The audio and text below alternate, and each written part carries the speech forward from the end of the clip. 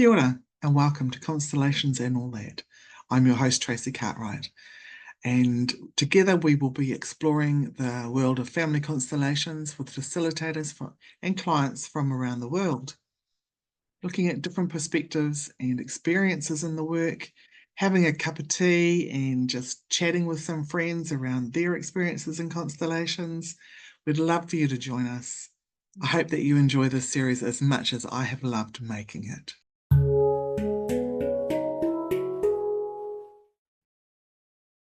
Kia ora, everyone. Welcome to Constellations and All That. This evening, I have the pleasure of chatting with Nir Esterman. Welcome, Nir. Thank you, Tracy, and welcome. In my podcast, I really love it when the guests introduce themselves, a little bit about who they are, whatever is there for you. So, where should we begin? I'm a teacher of family constellations and embodied shadow work, and the developer of Shadow Constellations, which is a perspective or a modality that takes the healing power of both family constellation, as we know it from Bert Hellinger, and shadow work, as we know it from Jung, together with some embodiment principles, which is my first bodywork modality, and combine them together with a very specific focus of helping facilitators and therapists and coaches, professional helpers, helping them to really be more able to notice what is it that we're not seeing, what is it that we're not seeing or not in touch with that really affects our clients and our students in a variety of ways. Some of them helpful, most of them not helpful, because the entire idea also in constellations, of course, is that we want to acknowledge what is, because what is not acknowledged has an adverse effect. And so we take that into really high resolution and very deep aspects of who we are as professionals and how what we are not yet enough in touch with drastically affects our clients' ability to have change, to feel safe, to share certain things with us, etc. So that's a professional brief. I am 49 and I'm living with my family right now, mostly in India. For the last 2.5 years, we've been out of Israel, which is where I'm from originally, due to the war. I remember when you were posting that you were heading off. Gosh. Yeah, maybe it's 2 years and 3 or 4 months, But it's that's the scale. yeah. Yeah. It was quite a thing. Also, was a leap to many things. And this very big movement in a very sudden, rushed way was both very challenging and also opened a lot of things eventually. Yeah, because you've got two teenage daughters, but were they teenagers when you left? They were 11 and 13. They are Mm. 13 and 15 now. Yeah. Juggling the challenges of traveling with young ladies, hey?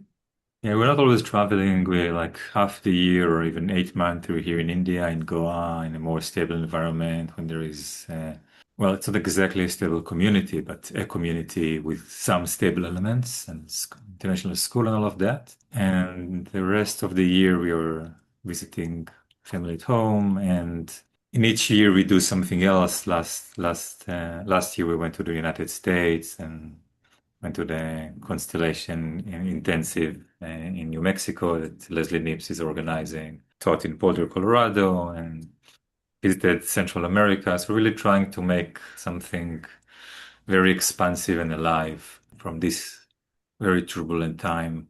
Yeah. What were you doing before you started your journey with constellations? Well, Constellations, while it was immediately love at first sight and marriage at first sight, if you like. I've been in the constellation field for almost 10 years now. Before that, I was doing embodied shadow work. Was teaching both in Israel and in Russia before the war there. And before it, I began my healing modalities with Greenberg method, which is an Israeli bodywork modality, like very deep emotional bodywork, very powerful tools. Sometimes not enough of a correct holding for such powerful tools in my personal experience. What was it called? But Sorry? the What was it called? The Greenberg method. The Greenberg. Okay. Yeah. I haven't heard of that. Named after the founder, Avi Greenberg. It was very popular in Israel and some places in Europe and States for a few Right. years. it was brilliant. I got a lot of it and learned it and worked in that field for over a decade before I met embodied shadow work and started to combine that. And then constellation kind of took over. And before that, I have a first degree in computer science and biology and a master's degree in science teaching, researching Ah, interdisciplinary learning. yeah, yeah. I thought you had something to do with computers. I thought I remembered that somewhere along the line. Yeah, I had a How did computer since I was 8 right? at home. Yeah. Yeah. How did Constellations find you? What was your first experience with it? Because I believe that Um, the field finds it. I believe the field finds us when we're ready for it. yeah, it was a very interesting path. I think it began probably 2 years before it actually happened. I was introduced to embodiment work with a teacher called Mark Walsh. That I just had a Hmm. very strong calling to attend one of his workshops when he came to Israel. And I was like, oh, wow, I know this language. I speak a different dialect, but I really know the language. Yeah. And I want to learn more dialects of this embodiment, presence, somatic. So I studied with him for a while when he was visiting Israel. And then things changed with his organizer, and I decided with a friend to bring him to Israel ourselves to host him. And as we were working about that, we were doing something together, me and that friend, Melav. And after a session, she told me, Nir, you must teach in his training in the UK. I was like, well, sounds cool. How about first he comes here, we do everything well, we end up nicely, and then I'll check. I don't want him to feel that, we're applying any Mm. pressure. I'm bringing you, now you have to give me something back. I'm really sensitive about these things. I said, yes, sound good idea.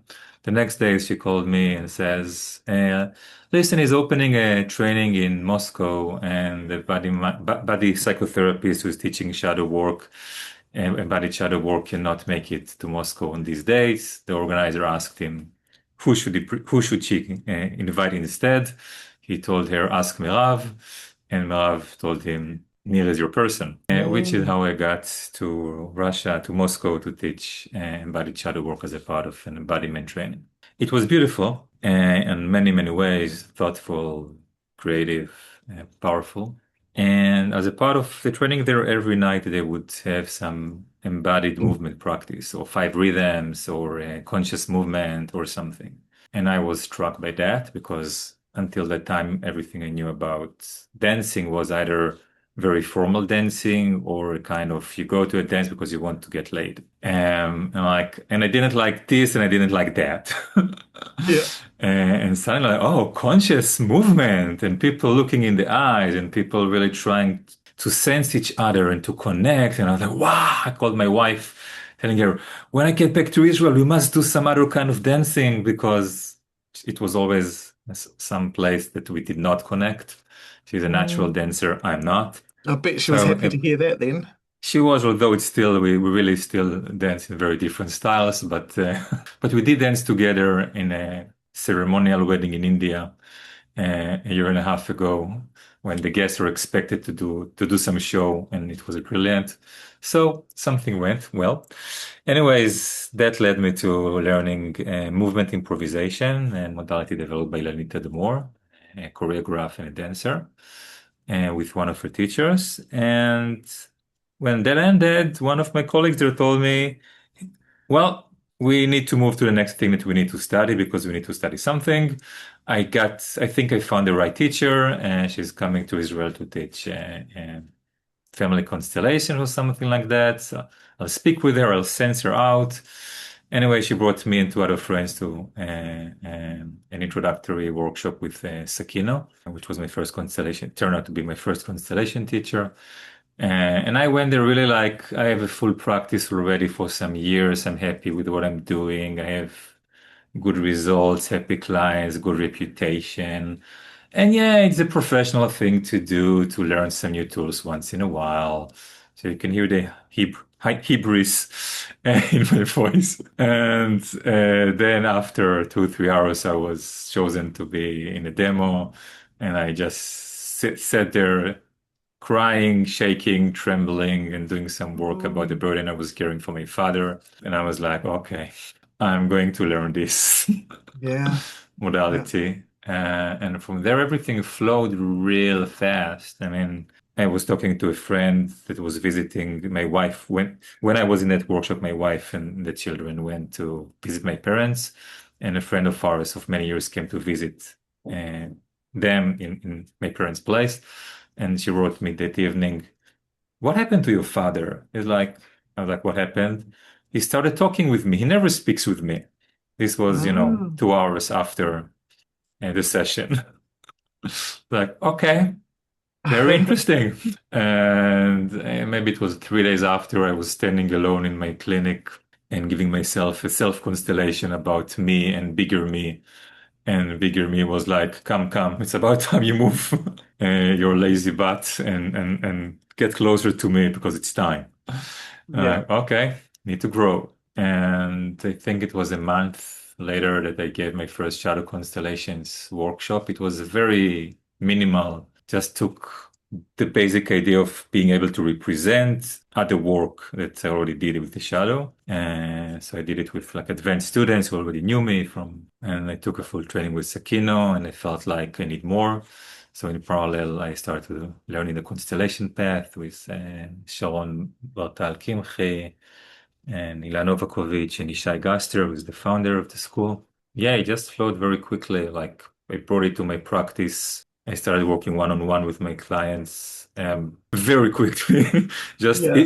Just saying, look, there's this new modality I'm learning. It may be relevant for us. Would you like to try? With those that I felt that it's relevant for them. And so I kind of taught myself how to work one-on-one before I learned it more formally in class.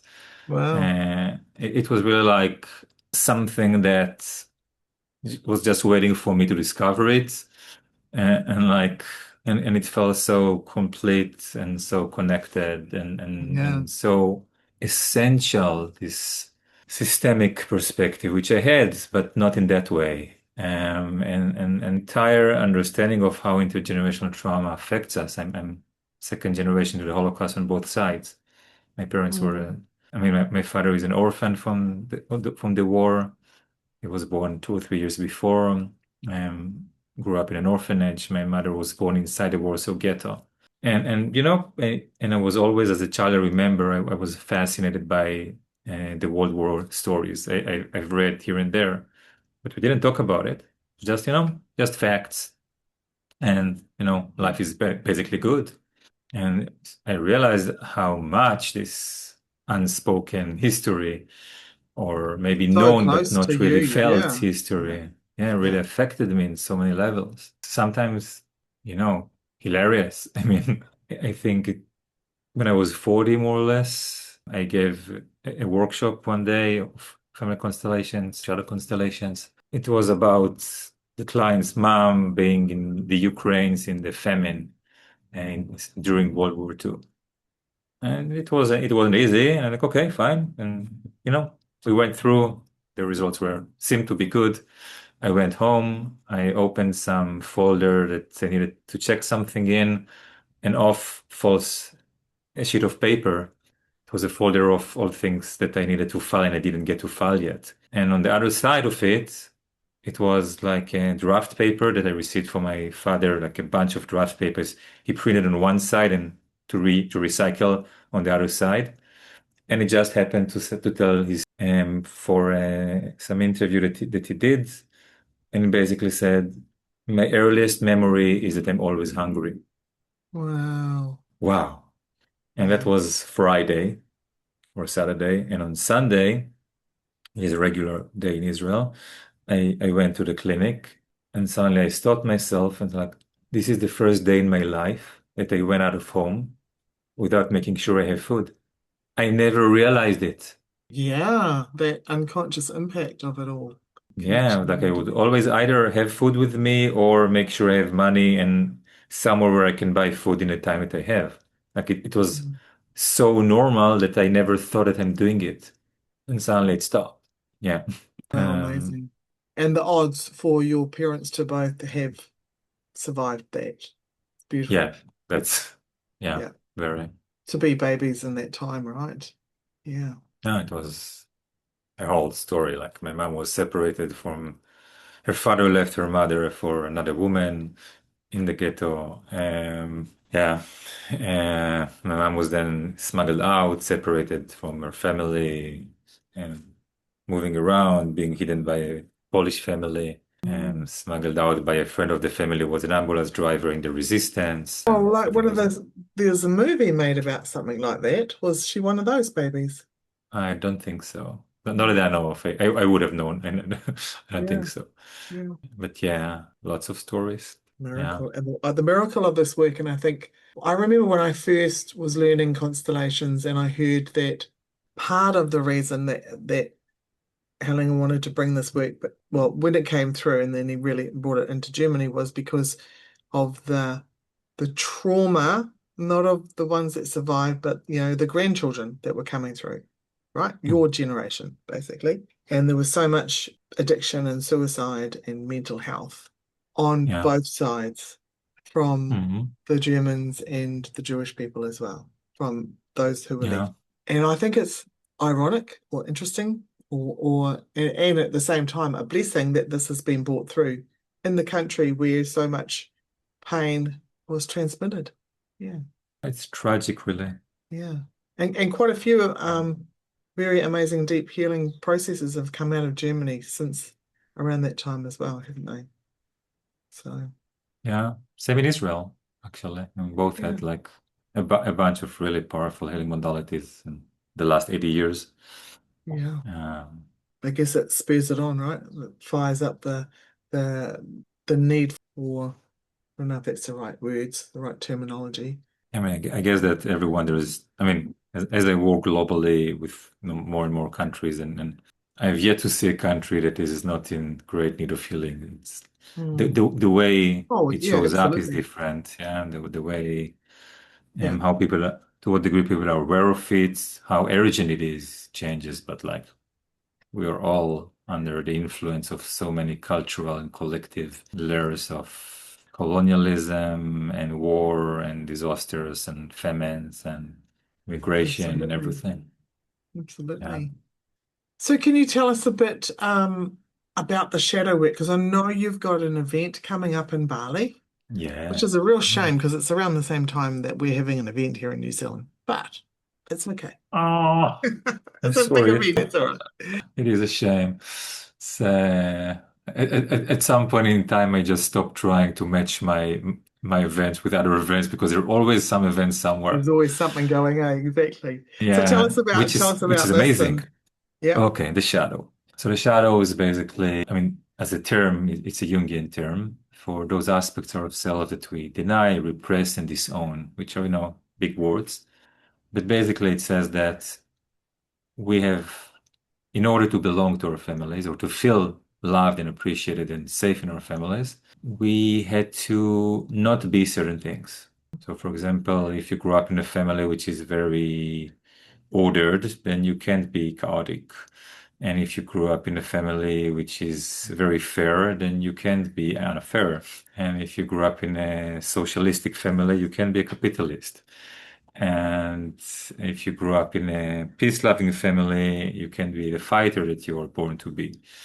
With each family and culture, we'll see some differences, of course, but in each family system and culture, we'll also see, and society will also see that we kind of organize ourselves internally so that the parts which are not accepted would somehow be hidden. And if we're really good at that, then we even hide them from ourselves. Yeah. Yeah. So, for example, I grew up in a family where we didn't have fights or even arguments. Like very stable, very safe, not exactly emotionally expressive. I had to learn some of the emotional language as an adult, Yeah. because it wasn't. I mean, the emotions were maybe there, but we could not. At least I felt we couldn't talk about them. Or, for example, helplessness. Both of my parents couldn't be helpless in their lives because, they had so much to deal with. So no one told me you shouldn't be helpless, or no one said the word helplessness in our house. Like I had to learn about this word in books. Yeah. and do a lot of work to realize it exists. It affects how I am with clients in multiple ways. And when I agree to be really more in touch with my helplessness, this shifts how it is for my clients. So, for example, if you look at helplessness in the shadow, it is super strongly related to the trauma or drama triangle. Yeah. Because as a victim, you're helpless, right? That's a part of the definition. If you are not helpless, you're not a victim, right? Mm-hmm. You can do something about it, so you're not a victim. Okay. Yeah. So what happens when the clients bring or that you sense on them helplessness and you are not in touch with your own helplessness? Something is stirred inside of you because you can't stand something that you can't stand in yourself. You also can't stand it in the other. So you'll do something. What are the options? Well, the classical options are one, you try to save them from feeling helpless. Like you try to somehow carry them through the challenge or the difficulty and empower them and tell them whatever and different tools, yeah. But the role that you're in is the role of the savior. Yeah. And of course, that's a very classical role for us helping professionals. And it's very dangerous because when you start to save someone, you naturally become bigger than them, right? Mm-hmm. Which we know in constellation work and orders of helping is not a good idea. And you are much more likely to cross your boundaries as you do that and give too much. And then you may feel used or abused by the client.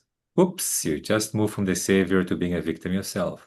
And with the more challenging client, when that happens, you're like, okay, enough with that. I'm not willing to be the victim here. And then you either cut the client completely, you sever your connection with them, or you tell them, okay, no more extra calls, no more extra time, no more this, no more that. These are the new rules, and you have to respect them if you want to be in my space. Oops, you're a perpetrator. And that's a nice version of perpetrators. Sometimes it takes the form of blaming the client and Yeah. telling them that they're this. And these are dynamics that almost anyone who've been working with people long enough experienced at least once. Yeah. And maybe when we are younger and less experienced and don't have enough supervision, and sometimes even despite all of that, when we are really caught into our helplessness and trauma patterns because of the helplessness we're not in touch with, it doesn't end well for the clients and sometimes for us. And that's just one example. The same goes for our sexual issues. The same goes for our aggression. There's an entire realm to explore here that while I've been exploring it for the last 9 or 10 years very intensively, Yeah. I feel like I probably haven't covered 10% of what there is to cover here. Because one It's of the just amazing scratching the things, surface. Yeah. well, a little bit below scratching the surface, like give myself that, but still 10%, yeah. Because we have clients, everything is going okay or not okay, but we have some experience or a lot of experience. And then we go through some shift of our own. Maybe we go to some workshop or receive constellation session. Something shifts for us around a certain topic. And in the next week or two, 5+ of our clients bring this topic, Yeah. right? Now, where was it before? It's not that we tell them, hey, I've been doing this workshop and now I know how to work with belly issues. Let's look at your belly issues. We're like, oh, I'm just happy that I can sense my belly so deeply for the first time in my life. Yeah. And I don't share this with them. But somehow they all open their belly issues. And when you ask them, why didn't you share about this before? I didn't think it relates to here. I didn't feel it was relevant. I didn't feel you could help me. I didn't feel you could understand me. I just didn't think at all about this. And how come now? I don't know. Somehow it just seems possible now. What happened? They didn't change. The world didn't change. We changed. Yeah. Yeah. We got in touch with something that we were not in touch with it before. Suddenly our clients are able to do the same. Or if we got in a topic that we are in touch with, but we got to a deeper layer, suddenly our clients can go deeper. So it's like our clients and our students as teachers unconsciously align themselves along our lines of trauma and shadow. So what we can't be in touch with, either due to trauma or to shadow, they can't bring to working with us, at least not in a good way. So they will either not bring it at all, but work with us to get the other good thing that they can receive from us, which is good and sad at the same time. Like they're getting something and they're not getting something and no one knows about it. They even don't know what they're not getting. Only when they go to someone else, they, oh, it's interesting that here I feel safe or good to bring that. I never even thought to bring it to my previous therapist. Or in many cases, they're just not coming to us. They go to someone else, they feel it can hold the space for them because unconsciously they know that we can't. Yeah. And the third option, common option, is they know we can't hold it. They bring it nevertheless. And then there is a like hoping that we will somehow overcome our issues enough to hold it for them in the same way that they hope as children that their parents will overcome their issues and be able to be there for them. And here all the more challenging transference and countertransference comes in, and we find ourselves disappointing them, having empathic failures, not doing it right, missing them again and again, shutting them down in different ways, judging them, even though we try to be okay and not to judge, but we actually judge because they're triggering us. So there is that. And when we do our shadow work, and what I see very strongly through shadow constellations is that every time we manage to get more in touch with what we were not in touch with, they have more options, they have more space, they feel safer. And there is a trick I sometimes do. I'll show one of my tricks in advance. There is one lesson about shadows of sexuality, which of course touches on how to work with sexual abuse in this kind of work, because it's so prevalent and common. At some point, I just tell the students, I'm going to place behind me some representations for some sexual traumas or sexual shadows that I'm not in touch with, I don't even know about. I have no idea where in my family and how long back they go, but I'm just going to acknowledge them by placing these representations. And then I place them behind me, and then I look at the Are you students and naming them in your mind's eye, or just placing the I'm intention that just the noticing yeah. how many are there and placing them. Okay. Yeah. And I ask the students, how do you feel now? And 90% of the students feels better, safer, more grounded, more present. Mm. Now I didn't do anything. I didn't even do one bit of my own work, so to speak. Or actually I did. I acknowledged what is. It's here and it's in my shadow. Yeah. And in some cases, I even don't tell the students. I just place what I play, just place something and ask them how it feels. The effect is the same. It's not a psychological effect. It's a field effect. Do you Yeah. yourself turn and look at it first, or do you just allow it to be there behind you in your I improvise that part. So yeah, sometimes this and sometimes that. It yeah. depends. So when we look at all the places where things go wrong between us and clients, not just the big wrongs, also the small wrongs, like, you're leading a session or a class and something was missing, you weren't fully there, you worked really hard, you were exhausted afterwards, you don't understand why, client felt unseen for some reason, you find yourself disconnected, you find yourself judgmental about one of the representatives or attracted to one of the representatives, yeah? And somehow you don't manage to catch it in time and bring it into the work. These are all signs that, you've been captured by something in the field, right? Your We're blind familiar with spot, that. your shadow, yeah. Yeah. And exactly as you say, we're being captured by our blind spots, and our blind spots are in our shadow. So the idea in Shadow Constellations is to learn how to deeply look into our blind spots, both in hindsight, okay, this happened, how can I learn from it so it will happen differently next time, but also in real time. There are lots of practical ways that we can actually change what is happening right now, because this is sometimes a real game changer. I'm thinking I'll give a couple of hopeful, interesting examples. One example, it was a group session, an in-person session, and one of the participants, one of the representatives was a beautiful woman. Okay, it happens. But I looked at her and I was charmed. I was like, she's so beautiful. Like, it's heart-stopping. Like, Mm. and I'm married, I'm monogamous, I'm not looking for anything seriously. And it was like my heart rate goes up just looking at her, like trying not to look at her too much because I want to concentrate on everyone else. And I'm like trying to see, and Okay, I'm experienced enough. So I'm like, okay, that's a phenomenon. Now, it's not the kind of phenomenon I can bring to the group right now at the beginning of the Yeah. session because it's going to be a complete shit show. Like, okay, I have to hold it myself. Fine. And I start to place representations for myself next to me to try to acknowledge what's going on. And I get some relief.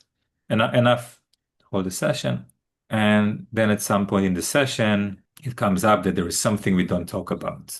And that has to do with one of the ancestors. I'm, of course, keeping it very vague for privacy reasons. Yeah. Yeah. And then when asked, the client says, "Oh yes, that ancestor. Yeah, I didn't want to bring that very big bad story.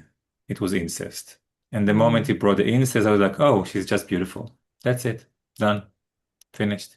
So, and I know that not in a known way, not logically known, like systemically, I know that this topic happened at some point in my family system. Yeah. Yeah, it came to me in my own constellations enough. I know it happened, or I believe it happened. Let's be more precise. Probably some years ago, I wouldn't have been able to identify what's going on. I would have been fighting the attraction. We wouldn't have gotten into the incest part at all, which was very healing to get it, because I wouldn't have been able to even be in touch with that option. Yeah, Yeah. that's one. And the second one is from a training of years ago, also Holocaust oriented. I have a lot of experience there, I'm afraid.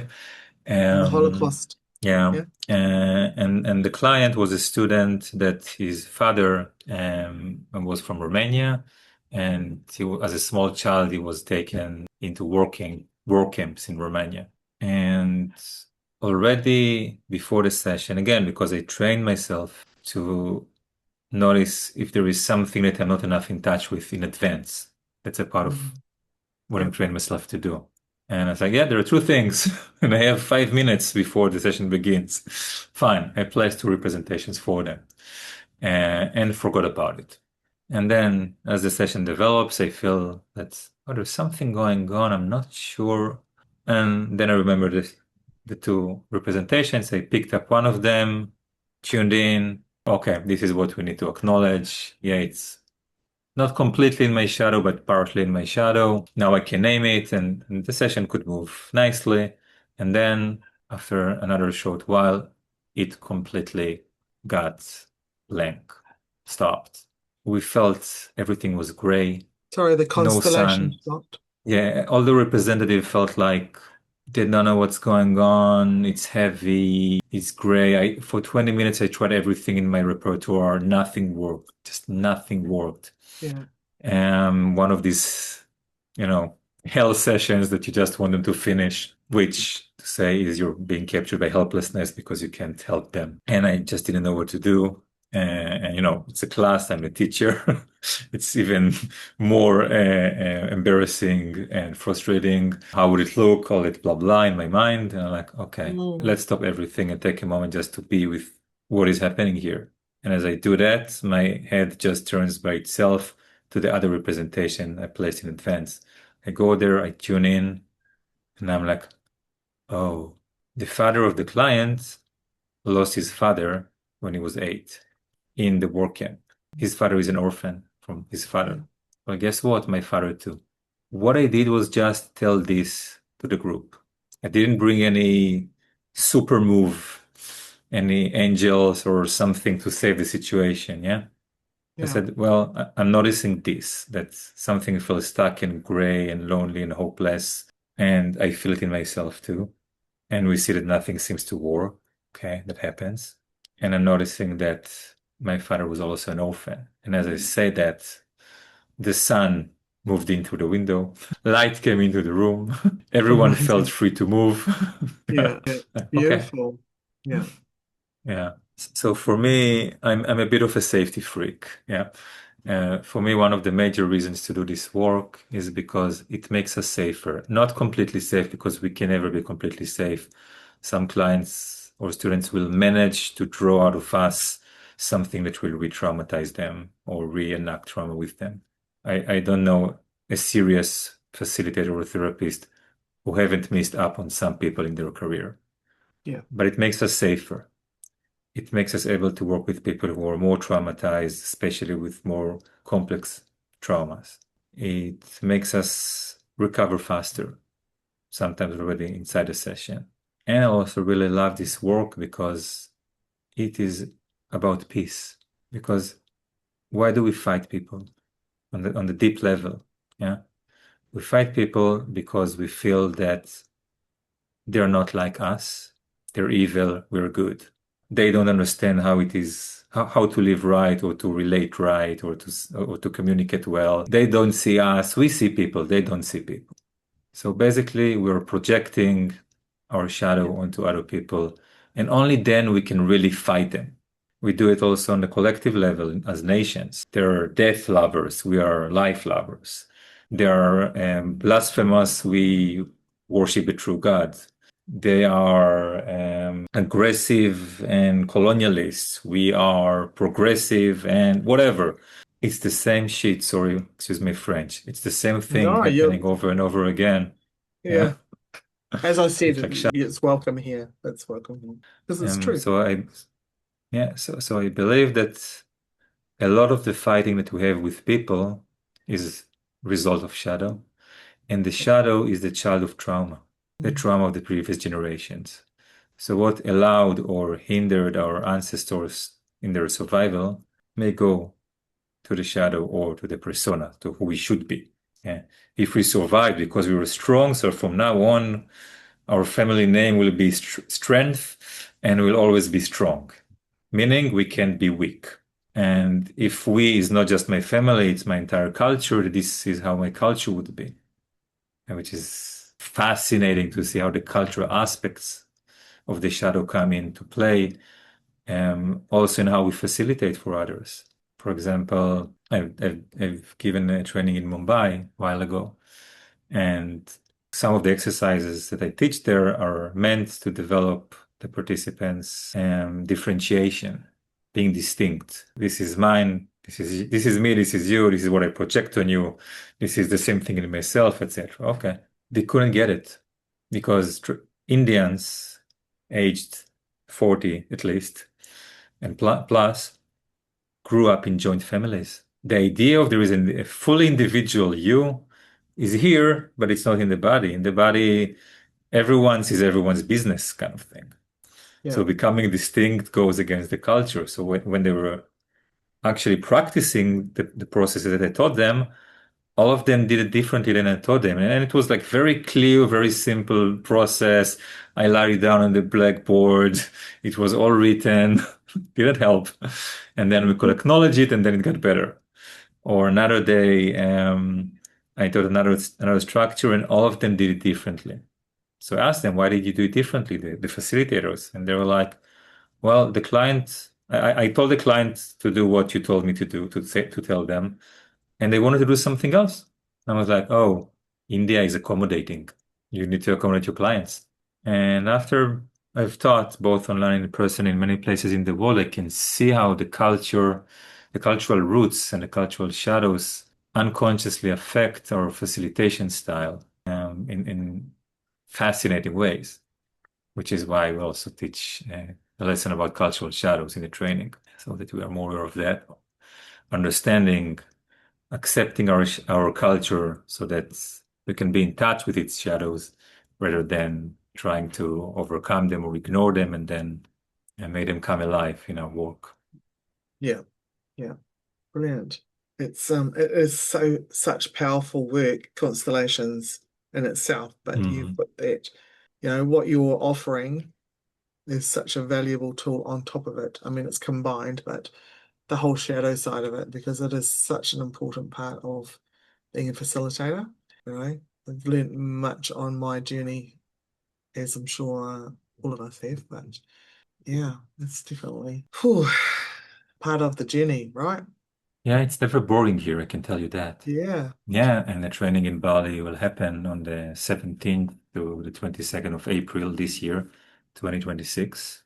6 days in person, work, international group. In We'll in go Ubud? in Ubud, yes. Yeah. We will go through and the basics of shadow work, some basics of family constellations. So even if people don't know, didn't learn constellations, but they are working with people, and then they'll get the basics of love and understanding phenomenology and systemic thinking. Then we'll dive into shadows in the clinic. So what really happens under the surface of what seemingly is working well or not working well, and we don't know why.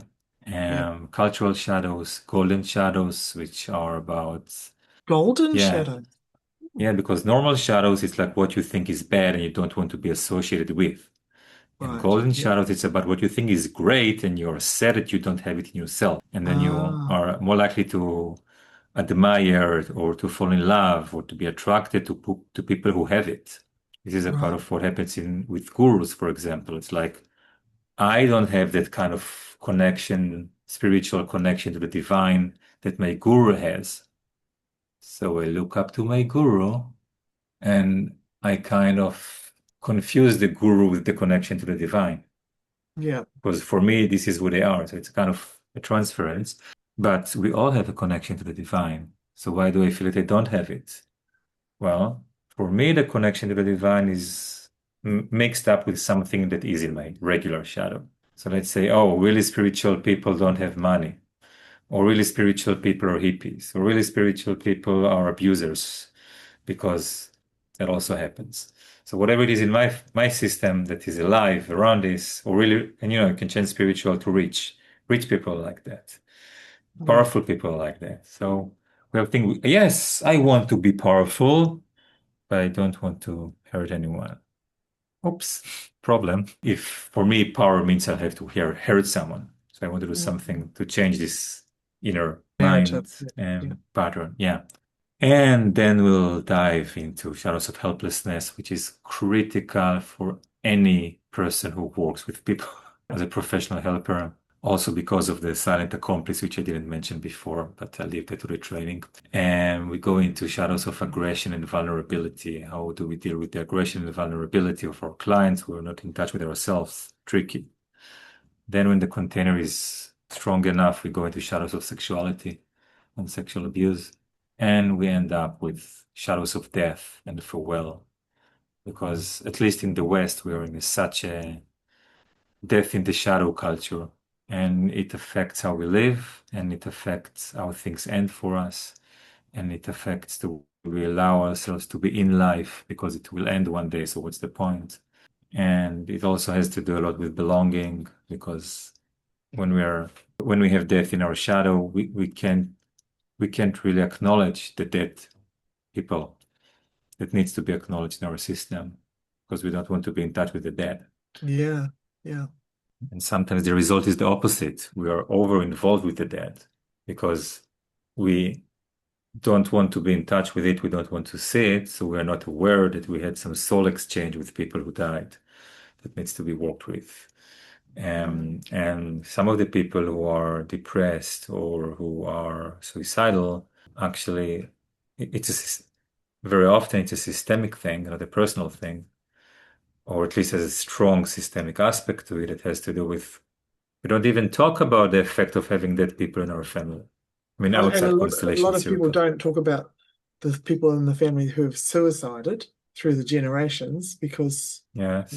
we won't talk about that. That brings shame, or it might happen again, or People yeah, might get ideas. Yeah. yeah, yeah, And the experience is actually the opposite, that if you talk about it freely and openly, because and for that you need to come to terms with death yourself and suicide yourself. And you can see the connections in the family system mm, and mm, how you're drawn or someone in your family may be drawn to commit suicide because they're following someone else who committed suicide. And that person also followed someone, or maybe just had so many dead people in their system, sort of the center of weight moved to the area of the dead, and like pull them just to belong. yeah, So there is many nuances here. yeah. Um, yeah. Is there anything else you want to ask me about the work or about the training? I know that our time is near to an end, and I want to Oh, respect that. already, gosh. So I know that you've sent me your details, but I always ask people just to share it audibly, how Mm. can people get in touch with you? Cool. So my website is niresterman.com, Niresterman.com, or you can just write Shadow Constellations and it will take you there, as it's my baby, so to speak. It is. Yeah, yeah. Yeah. And from there is a contact form that you can write me from. And you can also write my email, nir.esterman@gmail.com. And generally, you can find me on Facebook. I'm generally easy to find. And there is no other Nir Esterman in the world. So, Unique. yeah. How long I, would how I, long I, would I check it once in a while. Sorry? how long will you be in Bali for? Are you going to be there for quite a while after your No, I'll come a few days in advance to get in touch with the land and the spirits of the land and like tune in the land and the space. I'll probably stay a couple of days more to relax and enjoy beautiful Bali. It's a really special place. Oh, I forgot to say we'll have a sound healing in the middle session in the middle of the training and a waterfall cleansing at the end. So it's like a really spatial and beautiful container. are you going to the Um, pyramids of Chi for the sound Sorry? healing? Will you go to the pyramids of Chi for the sound healing? Actually, my organizer is doing that, so I don't know what she had in mind. If we'll go somewhere or do it in the venue itself, we'll see. And the venue itself is beautiful, like really nice hotel with a pool and food and everything. But I'll only be there for a limited time, and because my family will stay at that point in Vietnam, I'll go back to Vietnam.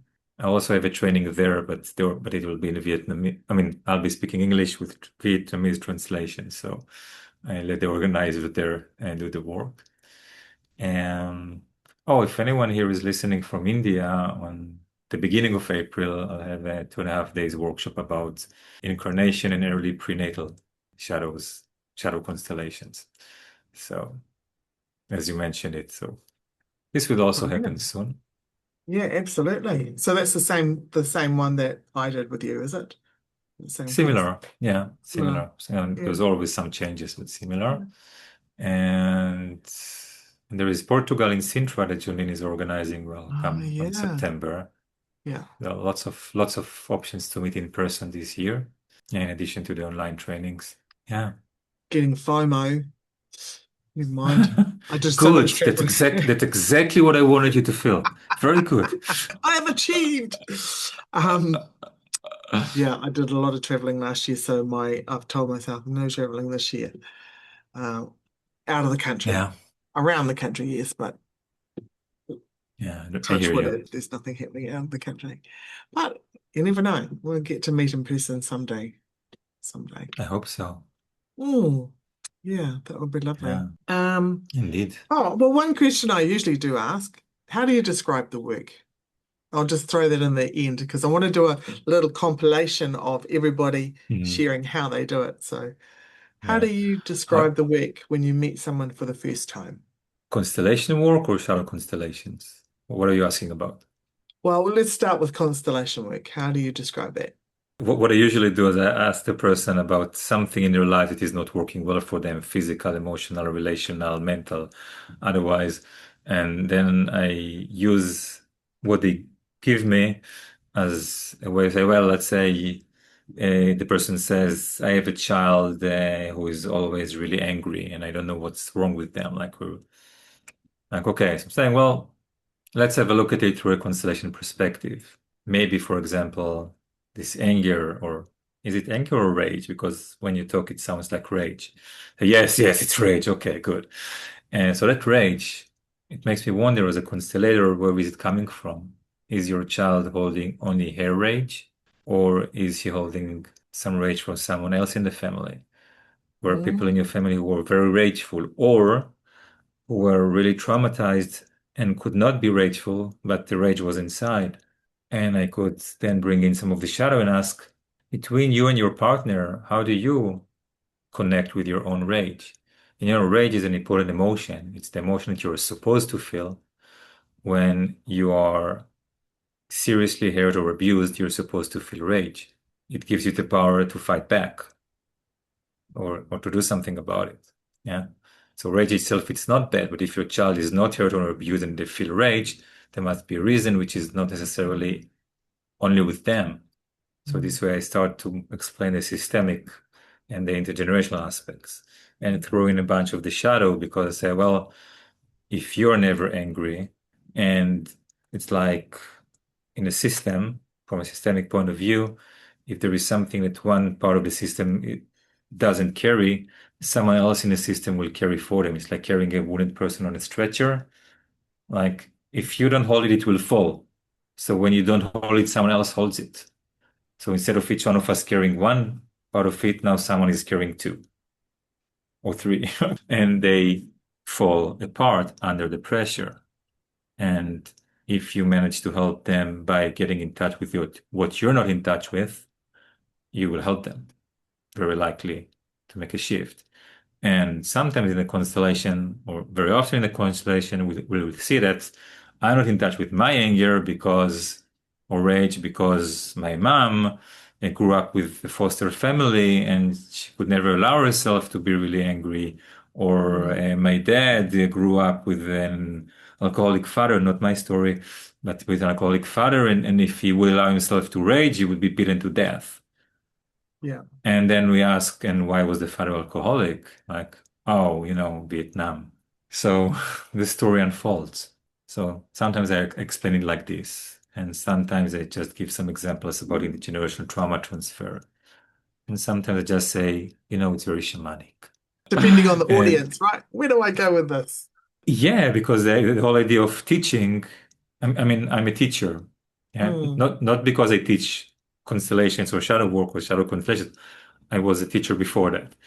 Yeah. And a basic principles in teaching is that you need to match not just the content, but how you present the content to the people in ways they can understand it. So you need to have different ways of explaining things, which are all true, but different people will need different ways. So sometimes I explain things from different perspectives, just so that you will visualize this and that person will feel it in their body, and a third person will tune in their emotion. Okay, and now they get it. Mm. Much Yeah. easier to do one-on-one, of course. But I also just say it's an amazing healing work. Come to a workshop. And It's easier to see than it is to describe. it's true, but I usually don't do that. Not because it's not true, just because it sounds, sleazy. You can't really understand it unless you really come to my workshop. Like that's I just say, and I have materials online. I tell people you can watch a recording of some of my Mm. webinars or some sessions in conferences, and they always include some process that I facilitate. You can watch it or listen to it and go through the process yourself and feel what does it do to you? Do you connect and resonate with the work, with myself? If you have yes to all, I'll be happy to meet you. If you don't resonate with me or the work, that's perfectly fine. I'm glad we have it cleared in advance, and you can keep on looking for someone that resonates for Mm. you. Like, Exactly. I really Yeah. don't want to teach people that's like, I hate the kind of marketing that makes people come because someone pushed their buttons. I'm like, I consciously do a lot of work when I market not to push people's button, but to say, help them see what's in it for them, really, not Mm. finding their pain points and pushing on them so they can't Yeah. win. Like, Yeah. Or thank reeling you, in the I'm fear. good. Yeah, I don't want to be a part of this system. Like on a very deep level, I think it's a part of what's driving not just the healing world, but our entire world. It drives us to the brink of someplace bad and being Yeah. always pushed to fear and to move from fear and scarcity. And I'm like, it's okay if you don't learn with me. I mean, of course, I can see the benefits of learning with me, but it's okay if you don't see them. I don't want to convince you. I, Mm.